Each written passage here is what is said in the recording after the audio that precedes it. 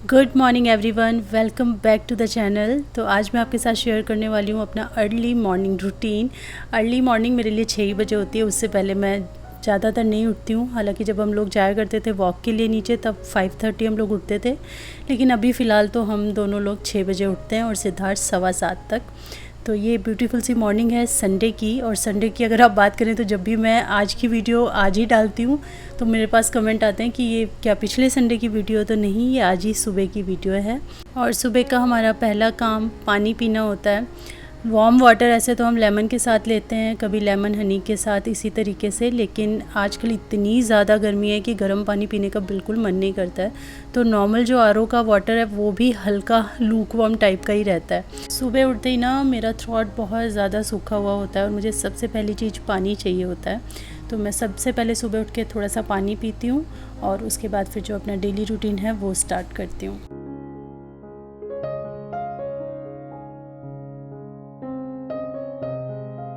जैसा कि मैंने बताया, हम लोग गर्म पानी में लेमन नहीं ले रहे हैं, लेकिन लेमन कंज्यूम करना मॉर्निंग में बहुत ज़रूरी है। विटामिन सी आपको मिल जाता है। तो हम थोड़ा सा नमक और थोड़ा सा चीनी डाल करके, शरबत नहीं, शरबत में बहुत ज़्यादा नमक और बहुत ज़्यादा चीनी डाला जाता है उसको फ्लेवरफुल बनाने के लिए, लेकिन हम हल्का सा नमक, हल्का सा चीनी और थोड़ा सा लेमन डाल करके नॉर्मल पानी में पीते हैं। उससे क्या होता है, जैसे अभी बहुत ज़्यादा स्वेटिंग होती है तो नमक और चीनी की जो रिक्वायरमेंट है, जैसे ORS वगैरह होता है ना, उस रूप में हम एक एक बड़ा ग्लास सुबह पी लेते हैं। गर्मियों में ये ठीक रहता है, थोड़ा सा चीनी, थोड़ा सा नमक, थोड़ा सा नींबू आप उसमें ऐड करके और उसको पीजिए। सिर्फ सुबह ही नहीं, दिन में कई बार आप इसको कंज्यूम कर सकते हैं। और हमने जो सफ़ेद पेठे का जूस लेना स्टार्ट किया था खाली पेट, वो हमने कुछ दिन लिया था बीच में, फिर हमने रोक दिया क्योंकि आप में से भी कई लोगों के कमेंट आने लगे कि अभी आपको कोविड हुए 2-2.5 महीने ही हुए हैं, तो वो तासीर में काफ़ी ठंडा होता है, तो आप उसको मत पीजिए। तो इसीलिए हमने भी स्टॉप कर दिया है उसको लेना, और कुछ दिन बाद 1-2 महीने बाद हम फिर से उसको स्टार्ट करेंगे क्योंकि वो बहुत हेल्दी चीज़ है। सुबह के जो हमारे ड्रिंक्स हैं वो चेंज होते रहते हैं। कभी हम चिया सीड के साथ लूकवार्म वाटर लेते हैं, कभी लेमन के साथ लेते हैं, कभी ऐसे ही, देखिए अभी गर्मी ज़्यादा है तो इस तरीके से पी रहे हैं। तो थोड़ा चेंज करके पीने से ना फिर आप बोरियत भी फील नहीं करते हैं।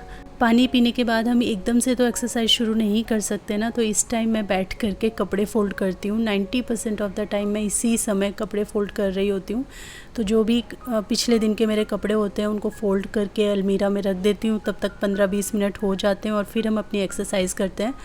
मैंने अभी बहुत ज़्यादा नहीं शुरू किया है, मैं बस 20 मिनट से 25 मिनट तक करती हूँ। उसी में मेरा प्राणायाम होता है और नॉर्मल जो स्ट्रेचिंग और थोड़ा सा जॉगिंग, मतलब एक ही जगह पे जॉगिंग खड़े होके उस टाइप का 5-5 मिनट करके मैं 20 to 25 मिनट लेती हूँ। और हस्बैंड जो है वो थोड़ा ज़्यादा करते हैं, उन्होंने काफ़ी पहले से स्टार्ट कर दिया था, धीरे धीरे उन्होंने किया और अभी वो लगभग 45 to 50 मिनट तक की एक्सरसाइज करते हैं।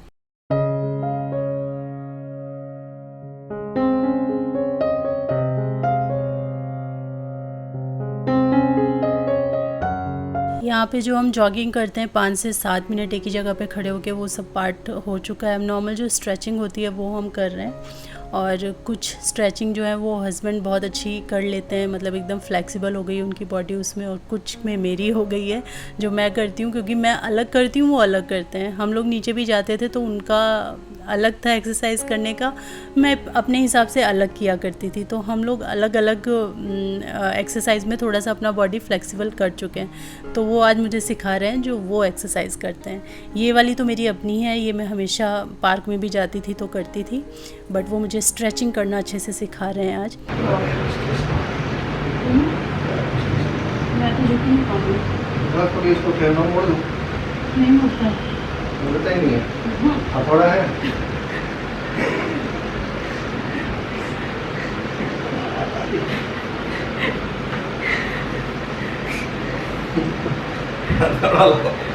मुड़ेगा कैसे नहीं, मैं देखता हूँ।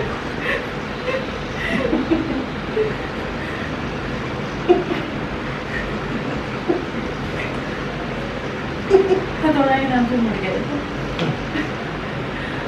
हो गया स्ट्रेच, ये वाला करती क्यों ना। और उसको तुम सीधा करोगे ना तो पूरा ये जो तुम बोलते हो ना हाथ है वो होगा ही नहीं, पूरा स्ट्रेट करो। हाँ, और हाथ देखो, ये ऐसे ऐसे करना है, ऐसे। हाँ हाँ, बड़ा मुश्किल है, नहीं कोई मुश्किल नहीं है, बॉडी को कंट्रोल हो जाएगा। ये क्या हाथ रखो ना, अब इसको ऐसे हाथ से पूरा स्ट्रेच।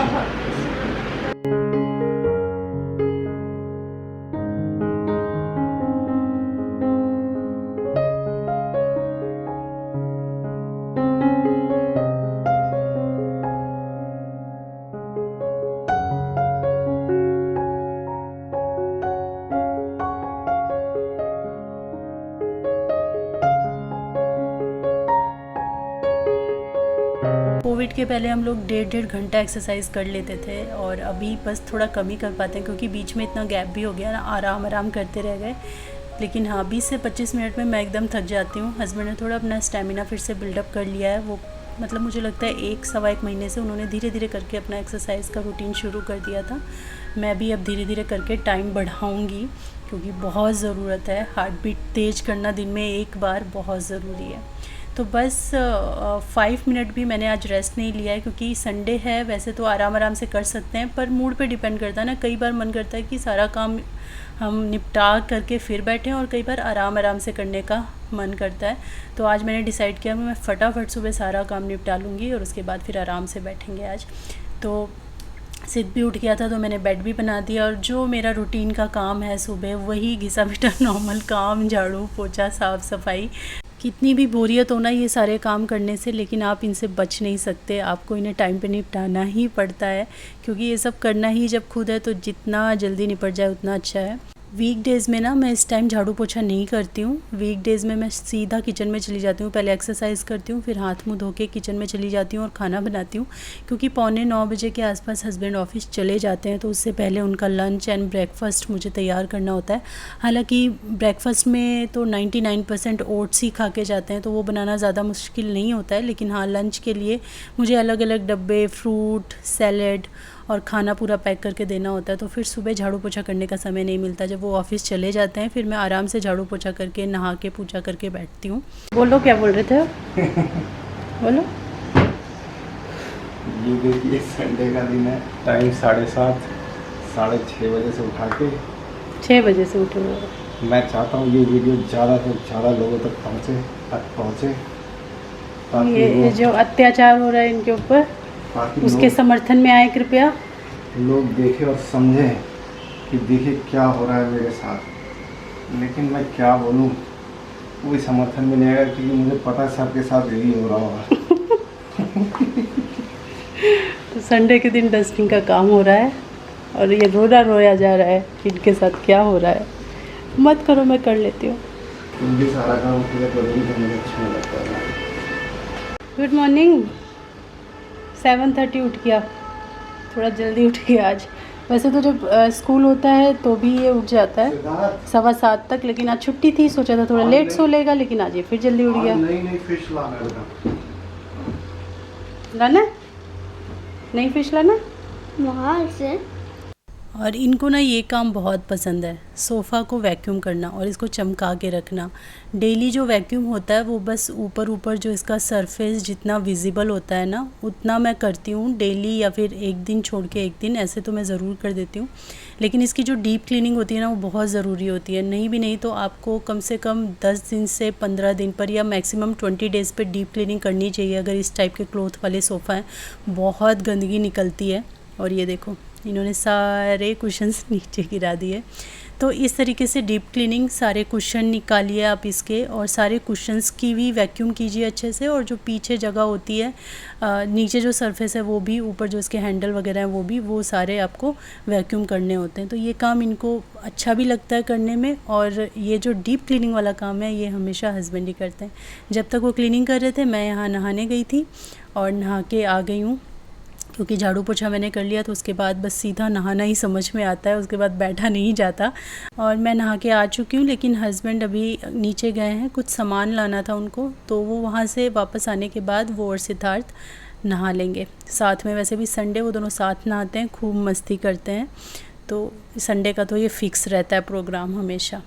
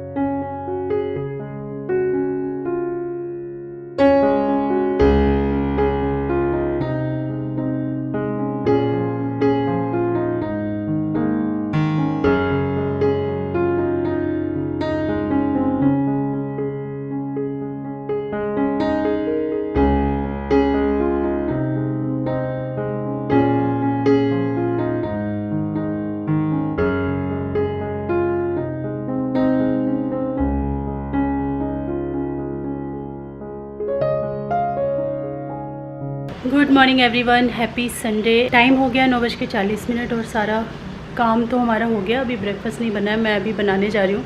और जैसा कि मैंने बोला था, आज मैं कटलेट शेयर करूँगी जो मुझे सत्यश्री ने भेजे थे, मेल किए थे उन्होंने।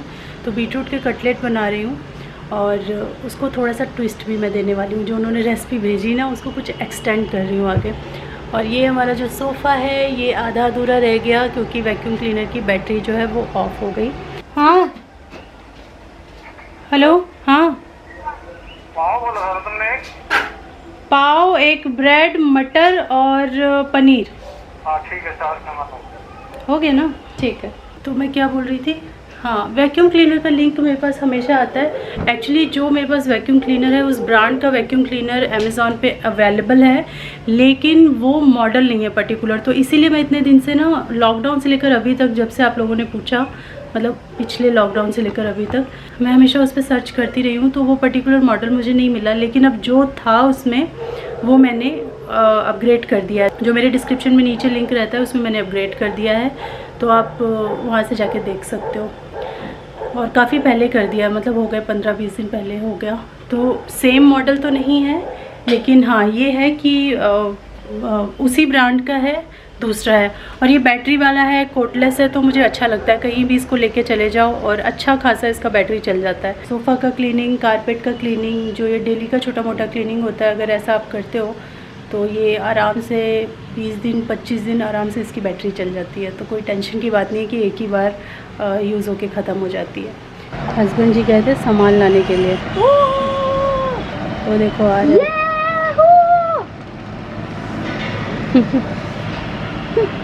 हाय बोल रहे हैं।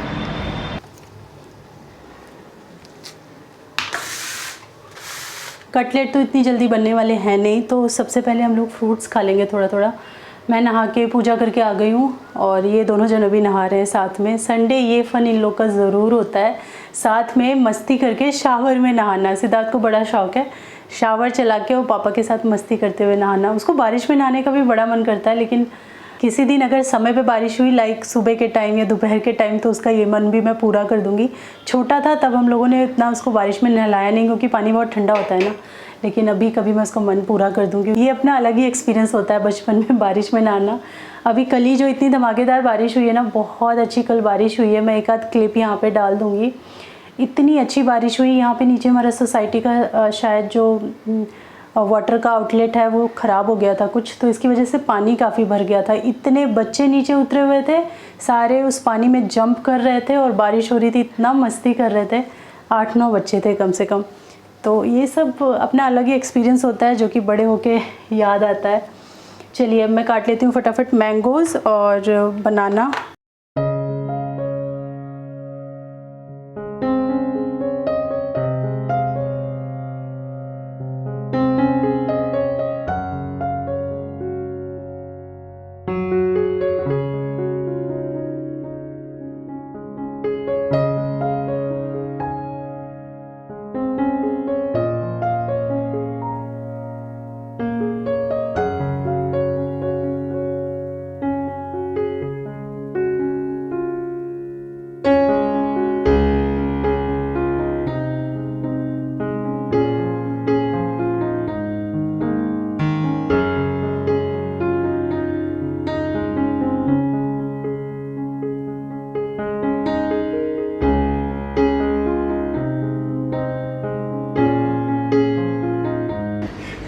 ये क्या है?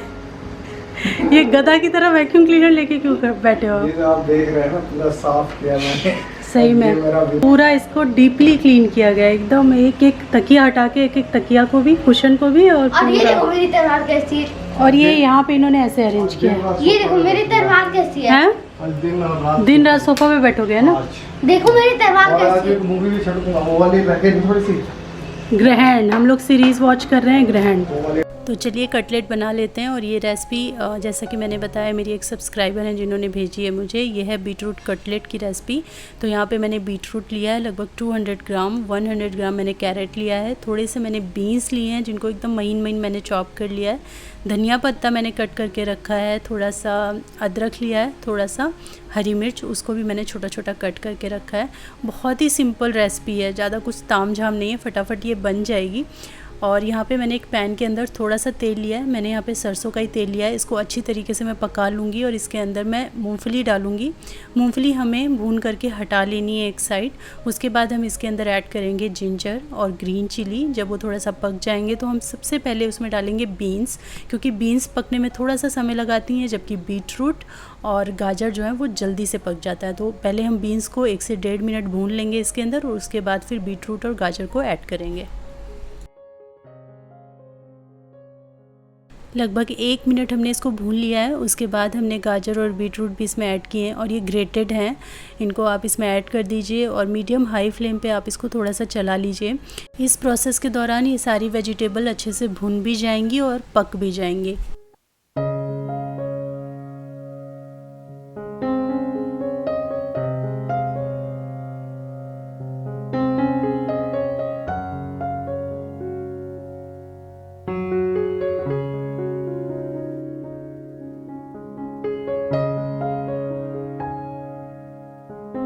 जो हरा धनिया था ना वो भी मैंने इसमें ऐड कर दिया, वो क्लिप थोड़ा सा मिस हो गया मेरे से।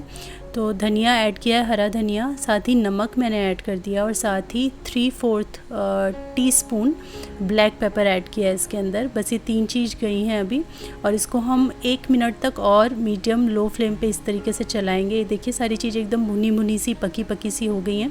अब इसको हम ठंडा होने के लिए रख देंगे। जब ये सारी स्टफिंग थोड़ी ठंडी हो जाएगी तब हम इसके अंदर ऐड करेंगे बॉयल पोटैटो। तो ये मीडियम साइज़ के 2 बॉयल आलू हैं और साथ में जो हमने पीनट भून करके रखा था वो ऐड कर दिया है। ऐड किया है थोड़ा सा गरम मसाला, होममेड गरम मसाला। इन सारी चीज़ों को हम अच्छे से मिक्स कर लेंगे और इनको हम कटलेट की शेप दे देंगे, चाहे तो टिक्की की भी इनको शेप दे सकते हैं। अच्छा, जिन्होंने मुझे भेजा था ना रेसिपी, उन्होंने कुछ भी इसमें ऐड करने के लिए नहीं बोला, लाइक ब्रेड क्रम्स या फिर सूजी भी हम ऐड कर देते हैं, कई बार हम कॉर्नफ्लोर या मैदा ऐड कर देते हैं। उन्होंने बस कोट करने के लिए बोला था कि आप इसके कटलेट बना लेना, फिर ऊपर से ब्रेड क्रम कोट करके और उसके बाद या तो ब्रेड क्रम या तो सूजी आप ऊपर से कोट करके और डायरेक्ट फ्राई कर लेना। तो मैंने पहले वैसा ही किया है, लेकिन जो ये सारी स्टफिंग है ना ये फट फट के निकलने लग गई थी, आगे मैं आपको दिखाऊंगी। तो फिर मैंने सारा फिर से फोल्ड करके और इसके अंदर कॉर्नफ्लोर मिक्स किया और उसके बाद फिर मैंने इसको फ्राई किया। तो जहाँ पे मैंने आलू या पीनट वगैरह मिलाई है ना, उसी जगह पे आप कॉर्नफ्लोर डालना चाहते हैं तो आप वो डाल लीजिएगा, नहीं तो थोड़ा सा मैदा भी यूज़ कर सकते हैं आप।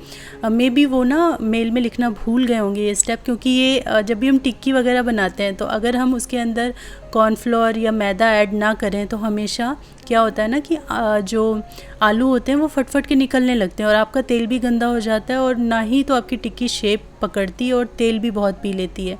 तो वही चीज़ इसमें भी होगी अगर आप इसके अंदर कुछ नहीं डालेंगे। मैं आपको अभी दिखाती हूँ, मे बी उनसे स्किप हो गया होगा, लिखने में कई बार होता है ना, हम कुछ कुछ चीज़ें भूल जाते हैं। तो मैंने इसी तरीके से जैसे उन्होंने बोला था कि आप इस तरीके से कोटिंग कर देना, तो मैंने सूजी का कोटिंग कर दिया और उसके बाद फिर मैंने इसको तेल में फ्राई किया है।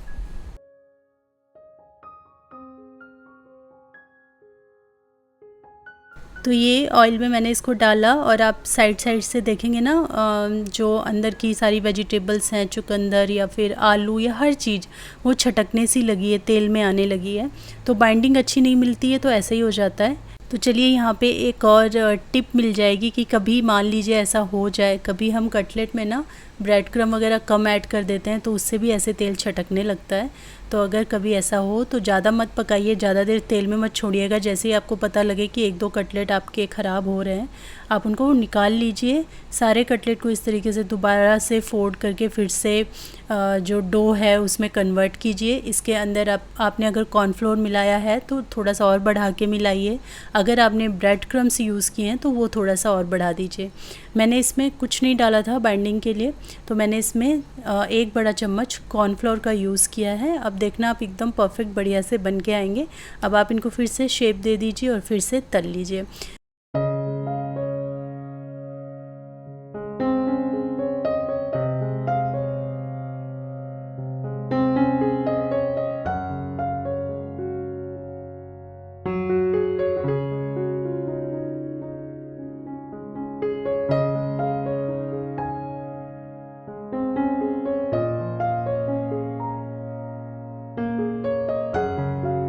तो कटलेट तो हमारे बन के तैयार हो गए हैं और जैसा कि मैंने बताया था थोड़ा सा मैं ट्विस्ट देने वाली हूँ क्योंकि मैंने सिर्फ 6 कटलेट बनाए थे, 2-2 सबके लिए, ज़्यादा नहीं खाना था। सिर्फ ये रेसिपी मैं ट्राई करना चाहती थी क्योंकि उन्होंने इतने प्यार से मुझे भेजा था, तो इसीलिए मैंने इसको ट्राई किया। तो 6 कटलेट सिर्फ बनाए हैं और सिर्फ 2-2 कटलेट खा के ब्रेकफास्ट में पेट तो नहीं भरेगा ना, तो इसीलिए मैंने ये पाव मंगाए हैं। आप चाहें तो ब्रेड में भी इसको कर सकते हैं और इसका एक सैंडविच टाइप का कर सकते हैं। अगर ब्रेड से कर रहे हैं, पाव से बना रहे हैं, तो आप समझ जाइए कटलेट पाव हो जाएगा वो।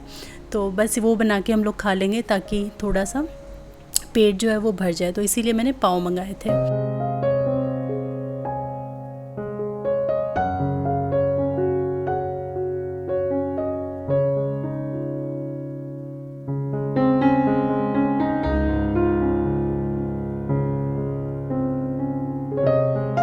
तो पाव तो हमारे अच्छे से सिक कर आ गए हैं। अब मैं इसके अंदर चटनी लगाऊंगी, ग्रीन चटनी, जो मैंने धनिया, पुदीना, कच्चा लहसुन और थोड़ा सा नींबू का रस, हरी मिर्ची, ये सब डाल के बनाया है। इसको हल्का सा मैं स्प्रेड कर दूंगी इसके ऊपर। उसके बाद हम रखेंगे कटलेट इसके ऊपर और थोड़ा सा केचप डालेंगे और प्याज। इसके अलावा आप ना सैलेड वगैरह भी कुछ लगा सकते हैं, जैसे टमाटर डालना चाहें या फिर खीरा ऐड करना चाहें वो भी ऐड कर सकते हैं, बट मैंने बस ये 2-3 चीज़ें ही रखी हैं और बस ये हमारे बहुत यमी सी ब्रेकफास्ट रेसिपी तैयार है। अगर ये वाले कटलेट आप इवनिंग स्नैक्स में बना रहे हो ना, तो फिर आप ऐसे भी इसको खा सकते हो क्योंकि बहुत थोड़ा सा इवनिंग में खाने का मन होता है चाय के साथ, तो आप ऐसे भी खा सकते हो। ब्रेकफास्ट में थोड़ा सा हैवी अगर इसको आपको बनाना है तो ब्रेड के साथ में या इस तरीके से आप इसको पाव या फिर बन के साथ में भी खा सकते हो।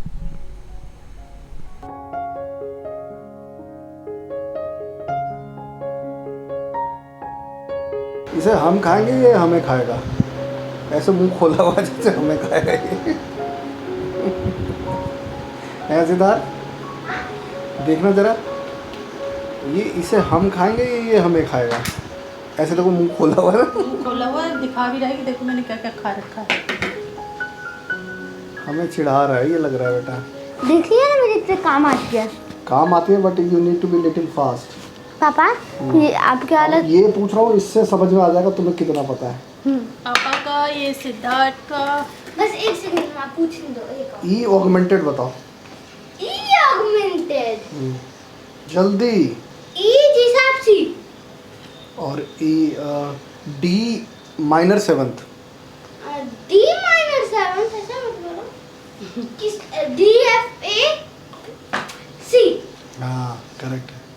चटनी नहीं डाली आप लोगों ने मेरे में। चटनी है अंदर बहुत सारी। तुम दोनों अगर नहीं कर पाओगे तो ओहो ऐसे खा। आप देखिए चटनी। तो कुछ ऐसा ही रहता है मेरा मॉर्निंग रूटीन। ये तो वीकेंड का था, किसी दिन मैं वीक डेज़ का भी मॉर्निंग रूटीन आपके साथ शेयर करूंगी। आशा करती हूँ आपको ये वीडियो पसंद आई होगी। अगर ये वीडियो पसंद आई है तो इसको लाइक ज़रूर कीजिएगा, शेयर ज़रूर कीजिएगा, चैनल को सब्सक्राइब करना बिल्कुल मत भूलिएगा। मैं मिलती हूँ आपसे अपनी नेक्स्ट वीडियो में, तब तक के लिए thanks for watching, take care, bye bye.